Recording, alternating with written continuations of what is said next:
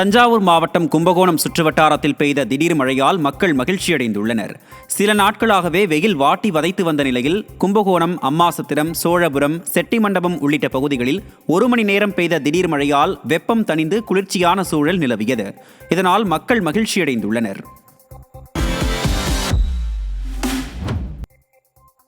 தேனியில் தமிழ்நாடு அரசு நியாய விலைக் கடை பணியாளர்கள் சங்கத்தினர் விடிய அரசை கண்டித்து ஒருநாள் வேலை நிறுத்த போராட்டம் மேற்கொண்டு ஆர்ப்பாட்டத்தில் ஈடுபட்டனர்.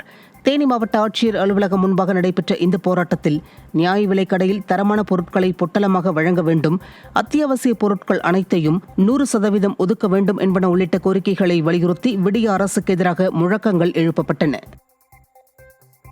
தென்காசி மாவட்டம் சங்கரன்கோவிலில் ஆசிரியர் தினத்தை முன்னிட்டு அதிமுக கழக மகளிரணி துணை செயலாளரும் முன்னாள் அமைச்சருமான VM ராஜலட்சுமி அருள்மிகு சங்கர நாராயண சுவாமி திருக்கோவில் ஆரம்ப பள்ளியில் உள்ள ஆசிரியர்களுக்கும் மாணவர்களுக்கும் இனிப்பு வழங்கி வாழ்த்து தெரிவித்தார்.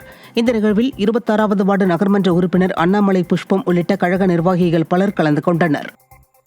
சிவகங்கையில் பழைய ஓய்வூதிய திட்டத்தை அமல்படுத்த வேண்டும் என்ற ஒற்றை கோரிக்கையை நிறைவேற்ற வலியுறுத்தி தமிழ்நாடு முதுநிலை பட்டதாரி ஆசிரியர் கழகத்தினர் கருப்பு பேட்ஜ் அணிந்து மாவட்ட முதன்மை கல்வி அலுவலகம் முன்பு ஆர்ப்பாட்டத்தில் ஈடுபட்டனர்.